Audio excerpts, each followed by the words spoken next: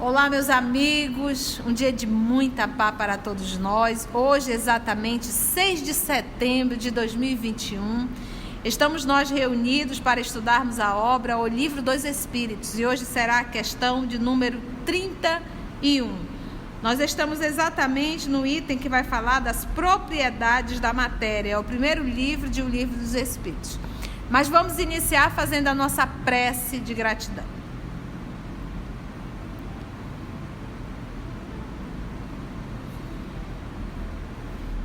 Amado Mestre Jesus,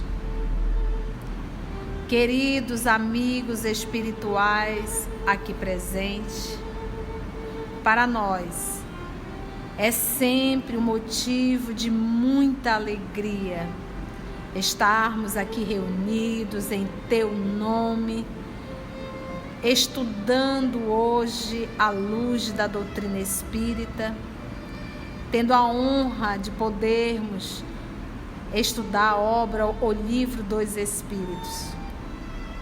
Amado Mestre, nós te rogamos a Tua bênção, nós necessitamos da Tua proteção e solicitamos, amor querido, reconhecendo a nossa incapacidade intelectual e moral, para compreendermos lições tão grandiosas contendo em O Livro dos Espíritos.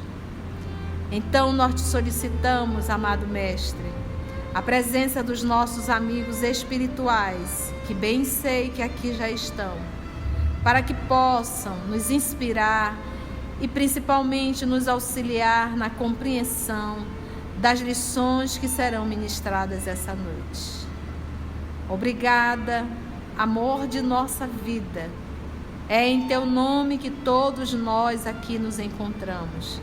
E que Tua bênção possa nos envolver a todos nós e aos nossos amigos que também irão estudar essa obra no momento que será postada em nosso canal.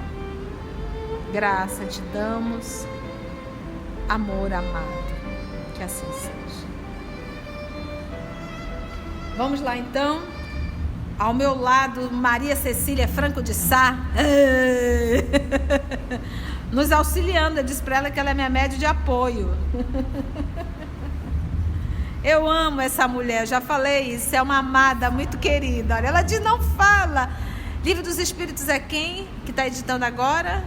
Livro dos Espíritos é a Lígia, Lígia, não corta minha declaração de amor para Cecília, nossa amada Cecília.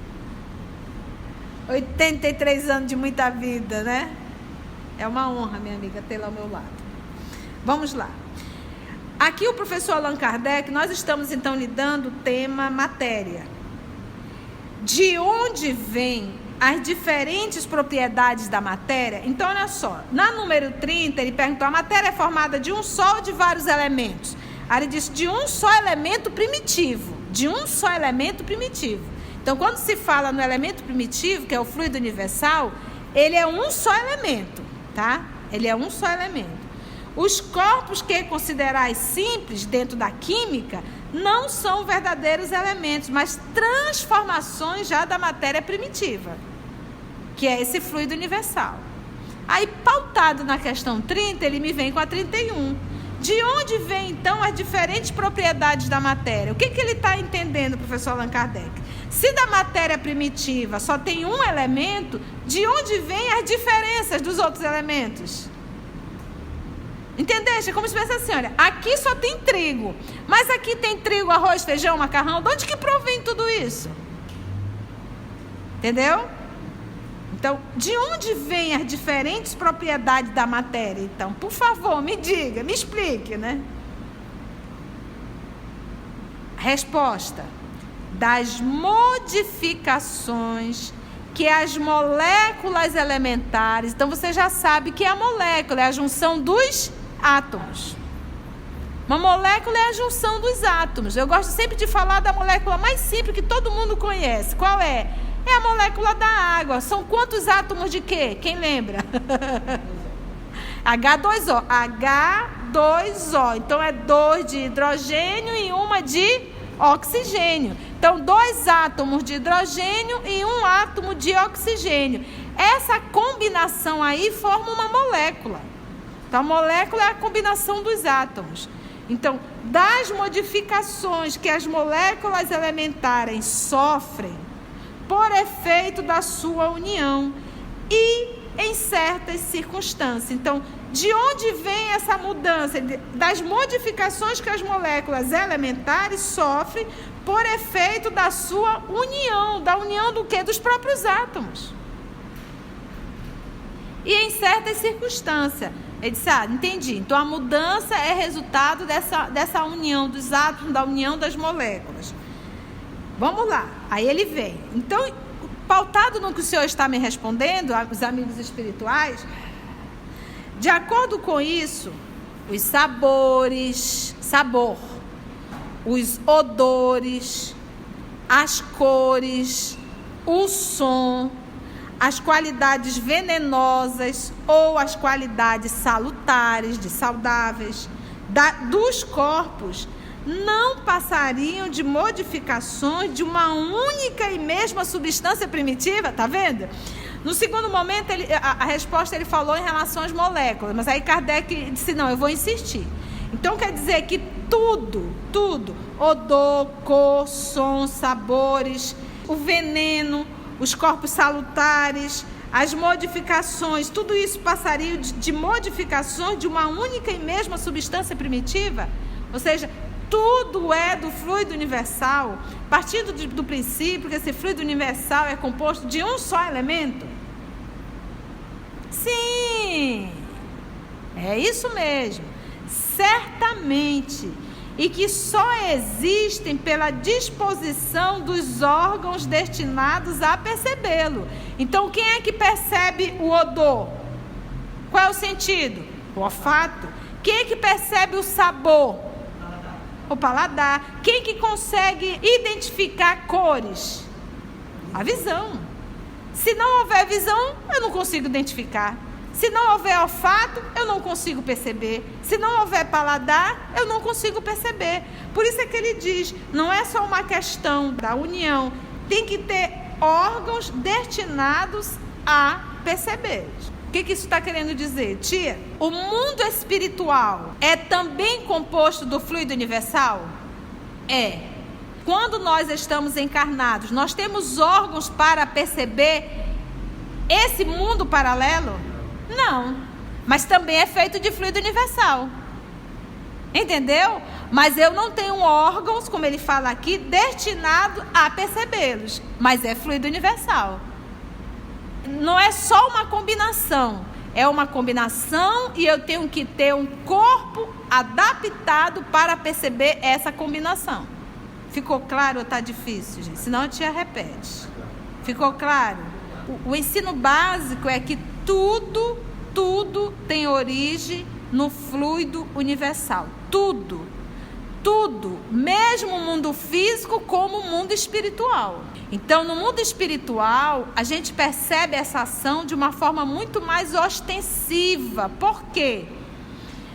No mundo espiritual, por exemplo, quando você adentra num vale, numas cavernas, e ali você se depara com espíritos perversos, como é que o nosso André Luiz vai nos apresentar aquele espaço escuro, lama, Naí está me lembrando aqui, fétido, não é assim que a gente vê? Os espíritos monstruosos, isso é o quê? O pensamento deles atuando sob o fluido que também eles estão mergulhados, e eles vão plasmando aquele ambiente que é resultado do seu ambiente interno. Vamos dar um exemplo bem claro. Se eu coloco uma pessoa preguiçosa dentro de uma casa, a casa está toda arrumada, eu entreguei a ela toda arrumada.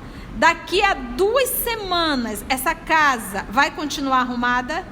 Não. Porque a casa passa a expressar a condição de preguiça de quem mora ali. Então, a pia estará cheia de louças para lavar, o vaso sanitário estará uma verdadeira imundície, a casa estará entregue realmente. Se tiver animais, então você entra na casa e você tem certeza que ali mora animal, porque o odor se torna terrível. E quem está naquela condição não consegue sentir o odor do xixi do gato, não consegue sentir o odor do xixi do cachorro, não consegue perceber que a pia está entupida de louça, não consegue sentir a areia nos seus pés, não percebe que o vaso sanitário está preto e sujo. Por quê? Porque a pessoa é imunda e essa imundície é um estado patológico. Porque a preguiça é uma enfermidade. A preguiça é uma enfermidade. E a pessoa não se apercebe da imundície que está inserido. Então, para pensar. No mundo espiritual, também é assim. Eles vivem naquele mundo que eles inconscientemente construíram e eles não se apercebem da imundície moral em que eles estão vivendo. E detalhe, do jeito que a pessoa se adapta com aquele cheiro forte de... Eu tenho um gato, eu tenho um cachorro, não tenho nada contra os animais. Mas você entra em casa, você não sente cheiro. Sente cheiro? Cecília já foi lá em casa, né? Nair, né? Mas por quê? Porque a gente mantém a higiene do espaço. Mas tem muitos corações que não mantêm e não se apercebem. Não se apercebem. Por quê? Porque se acostumaram com aquele odor fétido realmente, né? É um odor terrível. O fumante, muito bem. Impregna nas paredes e ele não se apercebe. Impregna no cabelo, no corpo. O carro do fumante é terrível, ele não sente. Porque está habituado a viver naquela situação. Então, isso é exatamente um espelho, eu estou contando aqui, é um espelho do que se acontece no mundo espiritual. Tá bom? E a pessoa não se apercebe. Então, gente, tudo tem origem no fluido universal. Tia, no mundo espiritual, eles fazem isso através do pensamento. Sim, pessoa ruim, plasma ruim. E aqui não, aqui também. Só que nós não temos os órgãos destinados a percebê-los. Mas se eu pego um médio ostensivo, e se esse médio tem a capacidade e a sensibilidade, ele consegue adentrar no espaço, adentrar nesse lar e ver a imundície do lar. Gente, é porque nós somos realmente ignorantes perante a lei de causa e efeito. Mas você não queira saber o que é trazer bebida alcoólica para dentro do seu lar. Bebida alcoólica é droga. Por mais que seja lícita, é uma droga. E você, como cristão, está convidando as pessoas para ir para dentro do teu lar para se drogarem. Perderem a consciência. E você acha o quê? Que vão anjos lá para dentro? Você acha o quê? Como é que fica o ambiente do seu lar? Às vezes as pessoas me chamam de radical. Mas a casa é sua. Entendeu? Na minha casa, eu não permito bebida. Meu sobrinho mora comigo, fuma e bebe, infelizmente. Mas dentro de casa, não. Porque ele é adulto. A gente tem que respeitar o livre-arbítrio de cada um, por mais que nós saibamos o resultado final. Mas é aquilo que eu falo. Então a gente tem que respeitar o livre-arbítrio do outro. Mas dentro de casa, ele nem experimenta. Se eu fizer uma festinha dentro de casa, convidar alguns amigos, que eu não faço isso, tá, gente? Ou se eu convido um amigo, uma amiga, você pode ter certeza que vai ter guaranabaré. Vai ter um suquinho. Hoje eu nem ofereço mais guaranabaré por causa da diabetes, né? Mas vai ter um suquinho, vai ter um açaí, né, Cecília? E é um ambiente gostoso. Porque é isso que a gente tem que entender. Entendeste? Deixando de ter. Minha filha, não tem como. Não, tu vai o quê? Você para pensar, é uma hipocrisia. Eu limpo e volto, eu limpo e volto, eu limpo e volto. É enxugar gelo. Olha, eu vou fazer um oba-oba aqui, uma festa, vou convidar todo mundo e tal. Agora vamos orar, no dia seguinte vamos orar. Jesus, toma conta, limpa tudo, outro final de semana. De novo? Tá brincando. Gente, ser cristão dói. Sabe por que dói? Porque nós ainda somos agarrados a esses comportamentos inadequados. Então dói nós tirarmos. Nós ainda não entendemos o que é alegria, o que é a verdadeira felicidade. Entendeu? A bebida alcoólica é uma droga, por mais que seja lícita, é uma droga, ela altera a consciência. Entenderam? Vocês entenderam, gente? Então nós estamos aqui a comentar, a falar, a levantar pontos que com certeza a espiritualidade solicitou que a gente falasse. Mas cada um de nós temos o livre-arbítrio. Ninguém aqui vai impor. Se eu for convidada à casa da Nair Tereza, e se lá estiver rolando uma bebidinha, você não tem a certeza que eu não vou dizer, Nair Tereza, como é que pode? Não, dando um exemplo, eu não vou. Eu não sou promotora do mundo. A casa é da Nair, o que eu vou falar?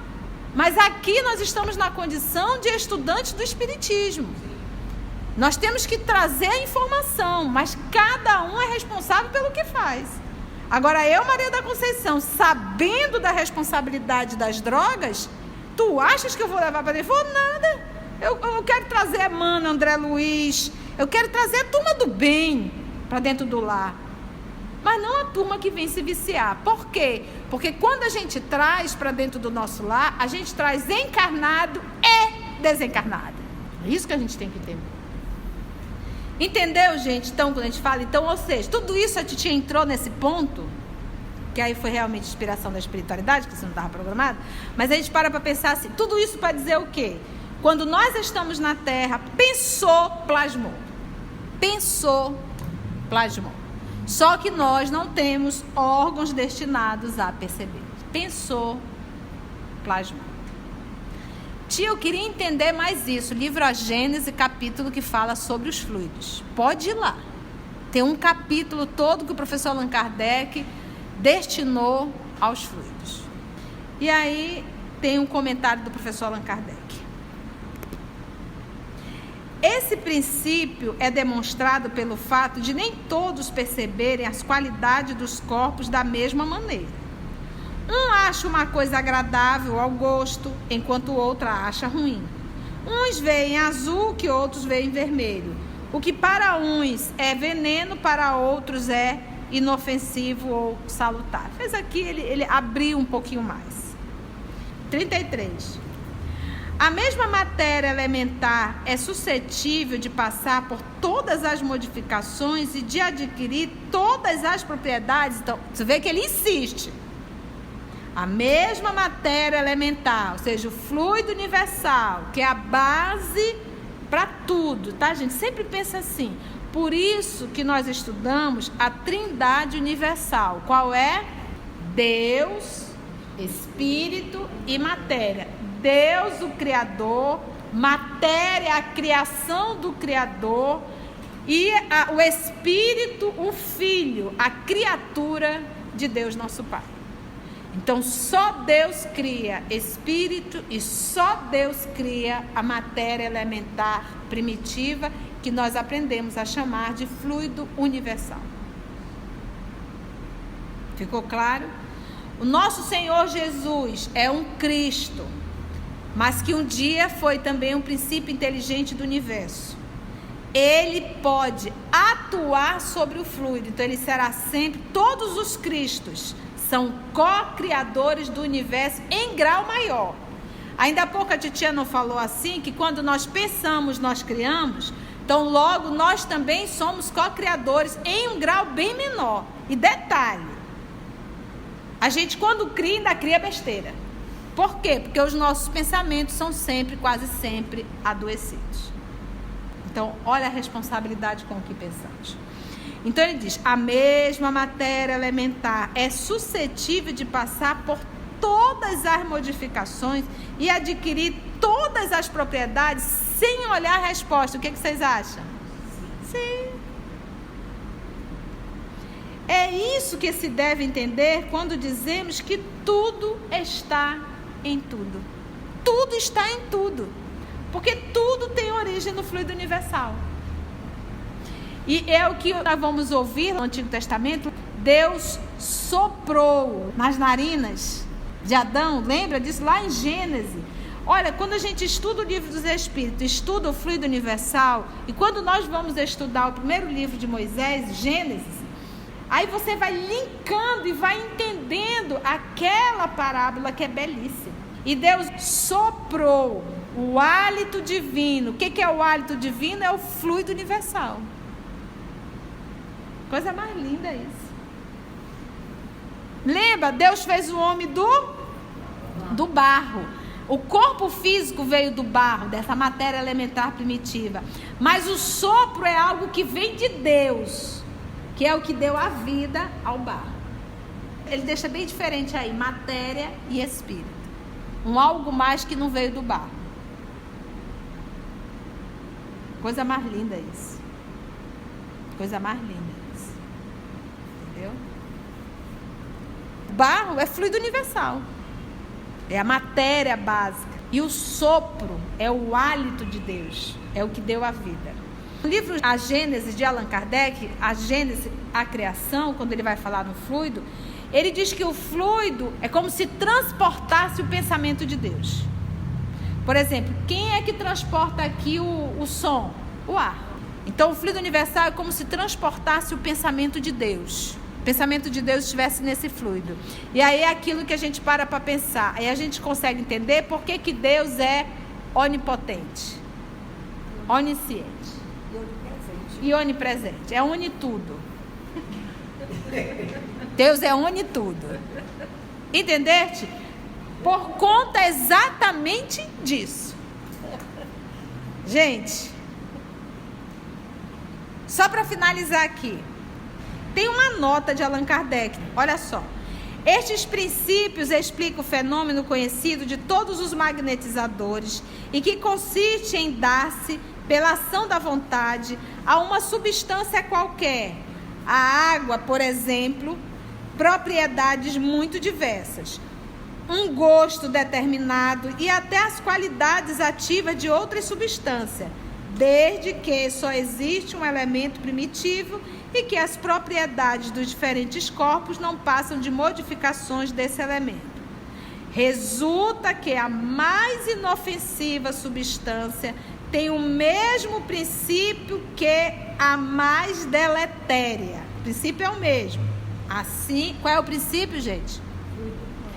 Assim, a água, que é formada de uma parte de oxigênio e duas de hidrogênio, torna-se corrosiva se duplicarmos a proporção de oxigênio. Se torna, deixou de ser água e passa a ser algo o quê? Corrosivo. Uma transformação análoga pode produzir-se pela ação magnética, dirigida também pela vontade. Está vendo? Uma ação magnética dirigida pela vontade. Aí é aquilo que a gente já conhece. Fulano tem um olhar de seca-pimenteira. Você já ouviu falar isso? Olha, fulano veio aqui, o bebê ficou desse jeito, com a cabeça empendurada. Olha, você já ouviu esse tipo de ser humano? É a famosa ação magnética. Mas, tia, já que a senhora entrou nesse assunto, nós estamos assim indefesos perante essas pessoas? Não.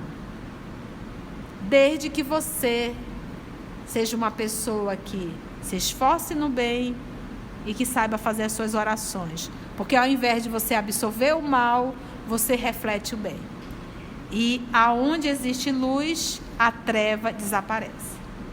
E aí o professor Allan Kardec ainda diz: o oxigênio, o hidrogênio, o azoto, o carbono e todos os corpos que consideramos simples não passam de modificações de uma substância primitiva. Ele já chegou à conclusão, né?